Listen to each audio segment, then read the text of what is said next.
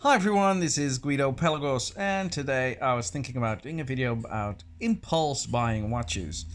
What I see about impulsive buying watches is that some people buy a watch because they just want to buy a watch and they like the color and they go like, oh man, that's a watch I like. So over the last couple of weeks, I saw a few watches coming by, and I was like, you know what? Maybe that watch or that watch is a watch that I would consider a impulsive buy of impulsive bought watch. So I'm gonna forget a few of them. Is the light going dark? White dark? Well, sorry, can't do anything about it. It's just the phone. You know, phones in 2020 are no cameras. Still, they don't know that it's better to have one lighting than continuously adapt the lighting of some something standing still talking to you and still decide, well, I gotta try to find a great light. Anyway, let me continue. So I made a few notes. I made a few notes which watches I'll have, and I'll put the links in the description below. So below me. And so let's start with the first one.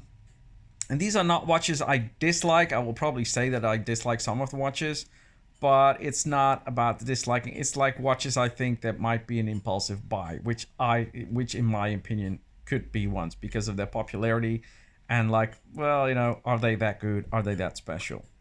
They look special, they sound special, but are they really that special? Also, I've been very naughty, and I'll come back to that later in the video. I've done something which one might call blasphemy, and I know I have in the past, so I have to explain it as well. Anyway, so the first watch I'm talking about is the Casio GA2100/1A1, which is the Casio, the Royal Casio that you can, that looks like a Royal Oak, but it's a Casio. It's a resin band, so I can't wear it because it will be allergic. That's why I got the adapters from Amazon that actually make me able to put a NATO strap on it, which makes me able to wear that watch at night again. Because I wanted to wear a watch when I was asleep, and I couldn't because the reason was making me allergic. And of course, Casio makes only watches, with G-Shock makes only watches that you cannot adapt stuff to unless you buy adapters. And now I think they've brought a new G-Shock out that has changeable straps, and they give you 2 extra resin bands with it or something. So it's still useless for me, and it's quite expensive as far as I know. So yeah, that's not what I want. So the Casio, why do I think it's a watch that is, well, you know, I think a lot of people, when I saw it, it was sold out within an hour, and I was like, wow, you know, it's $100 watch, a G-Shock. It looks nice, but it's a G-Shock. It's a resin band. So why would anybody just buy this watch immediately? And I think it was because a lot of people were calling it the Casio Oak, and I can see that, and it's fun. It's a fun. That's the thing with impulsive buying. I often see that it's like a fun thing to have, or a fun thing to do, or a fun thing to wear, but you'll wear it once or twice. You can even pimp this watch with a AliExpress aftermarket, what was it, bracelet and case, which makes it stainless steel. I think that's also a nice gimmick. I just think it might not look that good. I thought about buying that kit for my 5610 that I just showed you to pimp it into one of those full metal Casio. But I don't think it will look the same. It will look fun, it will be nice, but it's not the same. And I think even though it's cheaper, I don't think it will really work. And you'll do it once or twice, and then you go like, well, let's get it back on the original strap. So the Casio is the first one. I'll go like, probably a lot of people bought this watch because they like the way it looked. They'll wear it and they'll show it off for about 2 or 3 times, and then it will disappear somewhere in a watch box, and you're probably not going to hear much about it anymore. So it's a novelty, it's fun, but is it worth the price? I'm not sure. So that's one I was thinking about. Then of course we have the Timex Retro, the reissue 38mm stainless steel. It's a quartz Timex day date. I've seen this on some of my French channels coming by. I don't really like the look of it, but I'm not really a fan of Pepsi bezels. I think a blue dial with red and blue It's just red and blue for me don't go together as a color at all, especially in a bezel. So that's why I would much rather have a Rolex GMT root beer than a Pepsi bezel, which I think is just looks very bad in my opinion. Um, so anyway, so that is a watch as well. It's $180 for a reissue quartz watch. Um, yeah, it just doesn't do it for me. It looks like a cheap knockoff of a Rolex, and they say it's like their own design from the 70s, but I think it was a knockoff from the 70s Rolexes earlier on. So yeah, I mean you can have it and it's gonna be fine, but it's like a memory. It's like a fond memory. But the thing about your youth is not gonna come back. I've had it with a watch that I bought again. It was a Psycho 5. I got it here. And I had that Psycho when I was like 12 or 13 years old. I really liked it. And it broke and it was just done for. I couldn't really repair it. So like 2 or 3 years ago, I found it somewhere online and I bought a new old stock version for about $100, $125. And I was really excited and I got it in. And it was like, oh, it just looks a little bit different than I thought it would. And it was the same watch, but it didn't look as magical as it did when I was 12. And you know what? It was just, I never wore it. It's in the box, and I never do anything with it. And it's $100 or $125 just spent on something nostalgic that wasn't the real thing. I much rather would have repaired the old one, even though that had a lot more scratches because it wasn't a new old stock. But still, I think it would have been more of a memory than buying an old cheap watch that you once liked new and then finding out that it's your current state of liking watches is not the same as it was 20 or 30 years ago.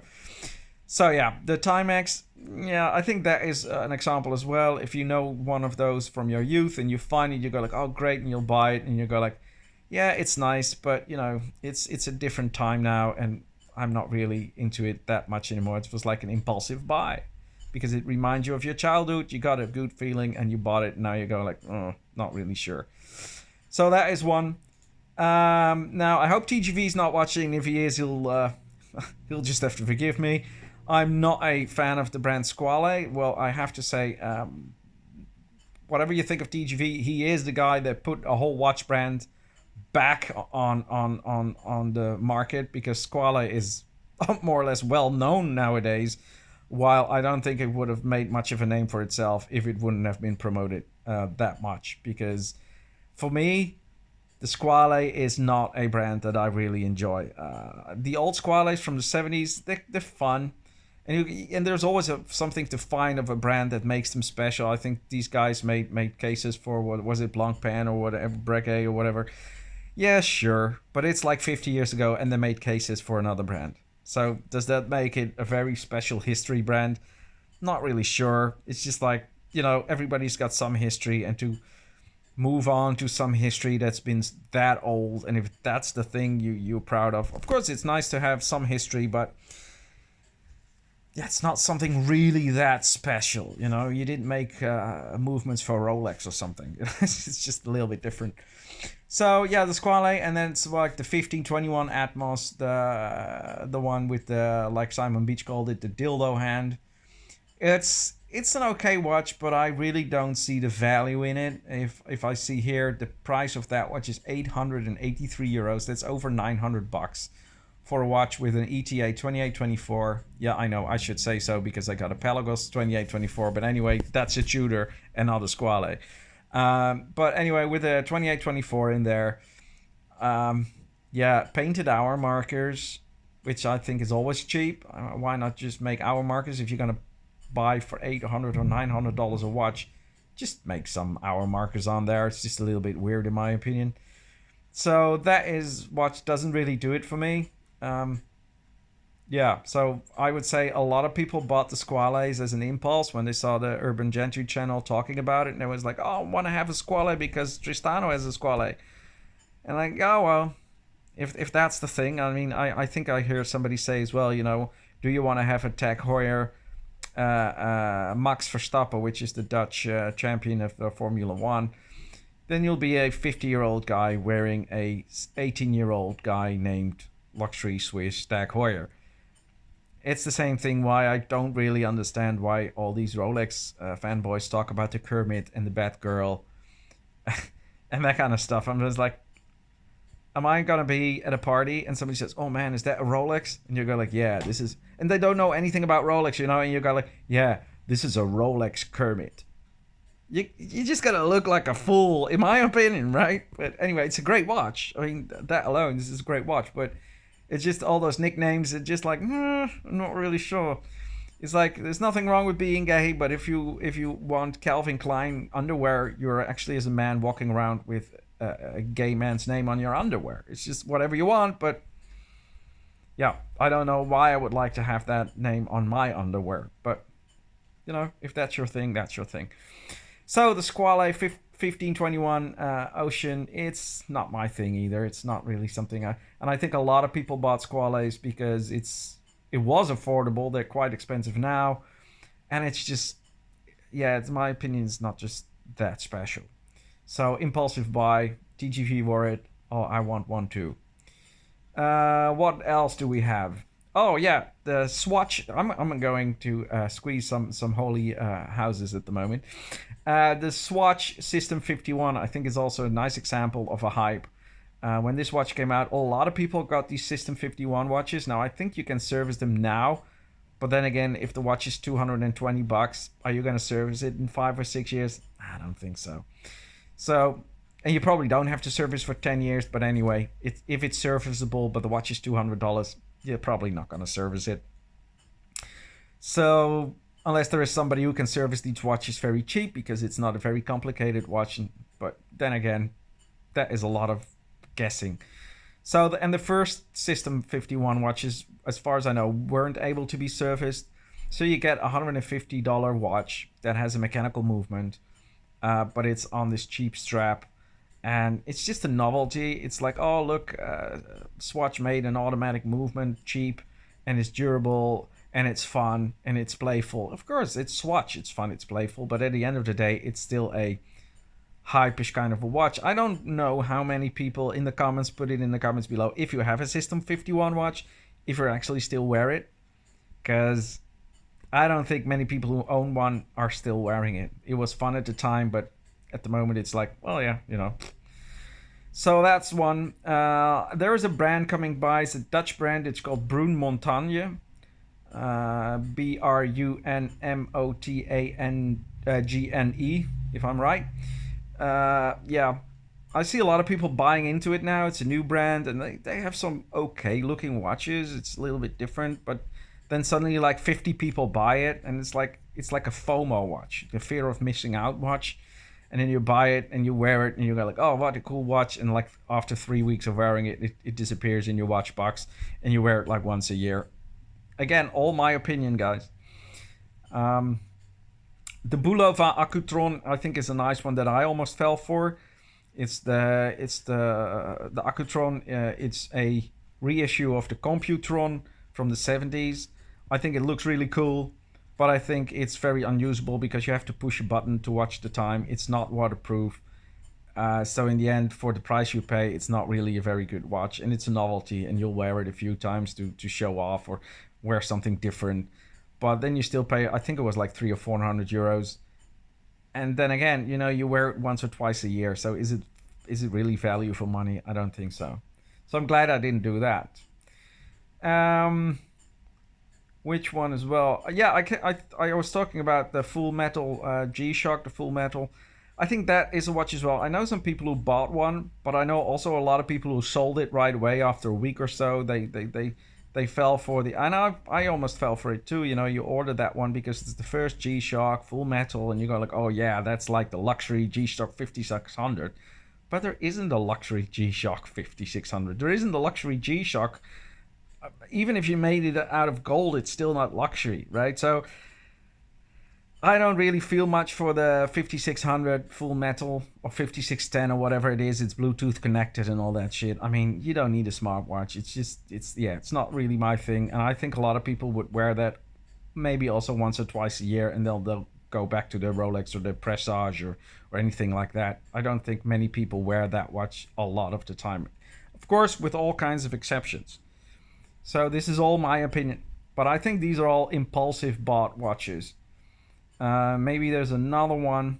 Well, mine impulsive watch buying was, for example, the new Rangeman by G-Shock. I saw it and I saw the specs and I was like, oh man, I gotta have that watch.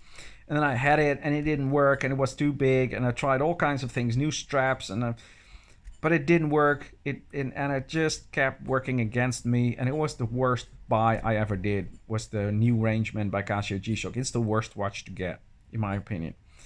And I'm very happy that Philip from the Other Watch channel, who reviews the Rangeman a lot of the time, was happy with the stuff I had left since my Rangeman died in Madrid last year, and I could send him like the charger and stuff, and he really liked that. So yeah, good on him. And that's a good thing to. Sometimes you just have to give things away. You don't always have to sell everything. Now I have the big boy, the black G-Shock 56. There was also an oversized watch. I sold that one for €50 not long ago. And the guy who got it was really happy with it, but it was too big for me. I never wore it. It's got a reason band that you can't change. And it was also an impulsive buy. I wanted to have a watch, so I bought that watch, and I always regretted it. So yeah, it's not good. I would even say a Vostok Amphibia might be an impulsive buy because you just want to know what these Russian watches are, and it's like $50-$60. So why not give it a try? And you can choose all kinds of configurations and you can modify them yourself. So I would not really say that a Vostok Amphibia is an impulsive buy, but you probably, the many people who get one are not like a scuba dude. They're probably not looking for one for years before they get one. It's they finally see a scuba dude somewhere and they see on the website of Omnanom, and they see like, oh great, it's cheap, I'll get one. And then they'll wear it 2 times, and nobody wears the scuba dude a lot of the time either. So what else do we have?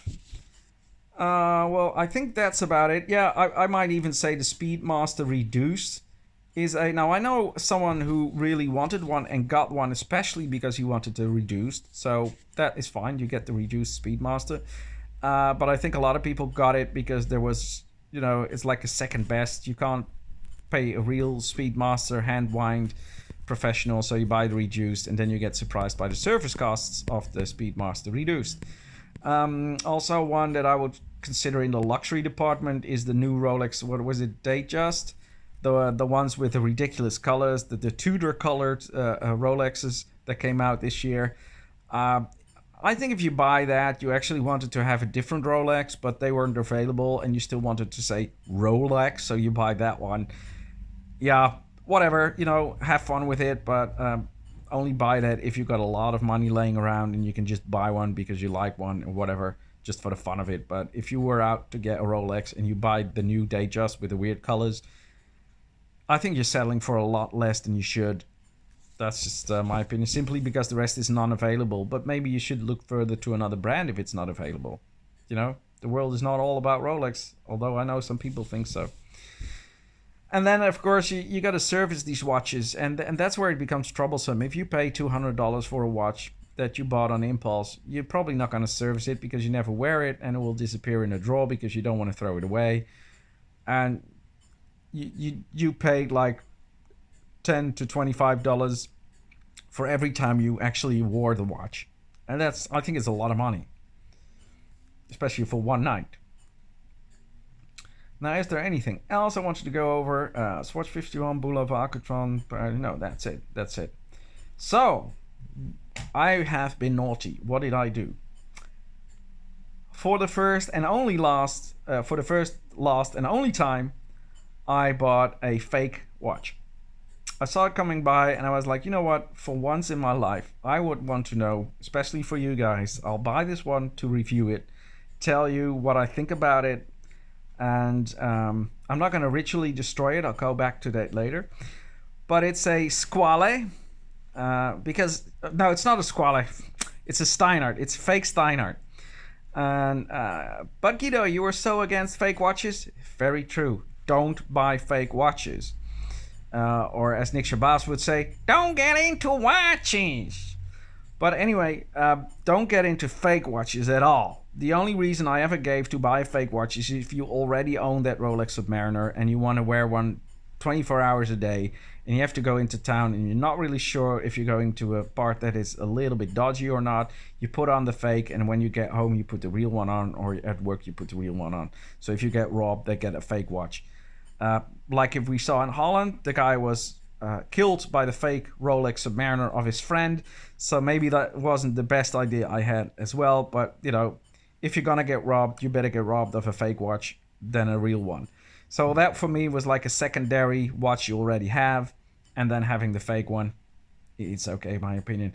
Now, the reason why I bought this one is I will never buy a fake. But this one, it looked nice. It was a Steinhardt Ocean Blue for $50. And I was like, you know what? It supposedly it has an ETA. It's probably an ETA clone. It has sapphire crystal, which I'm very curious of. Is it real sapphire? Ceramic bezel. Is it real ceramic? 316 stainless steel case. Well, I don't think much can go wrong with that. And I'm not going to wear it as a daily wearer. I'm just very, very curious how these fakes are. And you say, oh, but you bought a fake Steinhardt and this and that, and this is costing Steinhardt money. Well, let me tell you one thing. In my humble opinion, as much as I like some of the Steinhardt designs, the majority of the designs are homages of Rolex Submariners or GMTs, which the word homage is for me the same as replica or fake. So you buy a Steinhardt for a tenth of the price you buy a Rolex for, just as well as I bought this fake Steinhardt for 10% of the price of a real Steinhardt. Now, when I have it, I will review it on the channel, and I will tell you what I think about it. And I don't care that it says Steinhardt on the dial because it's fake. So it could have said anything else. I just like the price and the specs and see if it's true. I know that Jody from One More Watches always says get the Pagani design or Pagani. I think it was Pagani design watches. They're like $75 with the same specs. So you know what? I'll just get the Steinhardt fake and see what that is. Now, what am I going to do when I got that watch? I'm probably going to wear it like a week to see if what it does, what the deviance is in the time, all that stuff. And once I've worn it, I'm going to put it on my wrist. And I have a neighbor here. His son is like 11, 12, I think. And he always wants to see my watches. So he's always like, what wonderful watches are you wearing? And I'll show my Tudor, and I'll show him my Citizen or whatever. And then I'll show him the fake Steinhardt, and he'll go like, wow, that's a nice blue watch. And I'll tell him like, listen, it's not a real Steinhardt, but it is a real automatic watch. Here, take it, wear it, have fun with it. And I mean, if you're 11 or 12, it doesn't really matter if it's fake or not. If somebody gives you the watch they're wearing on their wrist, you're going to be as happy as a kid, literally. And he's going to get that watch, and it looks nice. I mean, and if it's a sapphire crystal automatic watch, he's going to love it, and he's going to wear it. He's going to have so much fun with it. And I'll be honest to tell him, like, listen, it isn't the real Steinhardt, but it's a real automatic watch. It will show you the time. It will be waterproof. Test it, wear it, don't think about it. Have fun with it. And it's going to be oversized because it's 42 millimeters on his, 5-inch wrist or something. But it doesn't matter. I remember when I got a watch when I was like 9 years old. And my neighbor had this automatic Citizen from the 70s that didn't run, and he gave it to me because he found it in a drawer. Man, I was over the moon with that watch. So he's going to get a dive watch. He doesn't know it yet, but I don't know when the watch is going to come in, if it comes in at all. I mean, if I've been scammed, I've been scammed. But I'm going to review that watch and give it to him as soon as he passes me on the street wearing that watch and asks me about it. I think that would be a nice gesture to do, because I'm not going to use that watch for anything else than just to review it and maybe ritually burn it because it's a fake. And then it's like, you know what? I don't want to do that either. So I'll probably give it away. That's much nicer. Okay, guys, so that's the video for today. Let me know what you think, and hope to see you again. I'm going to do some more videos about watches that I like, watches I don't like, the 5 best Rolexes. All right, guys. See you soon. Check it out. Ciao, bye.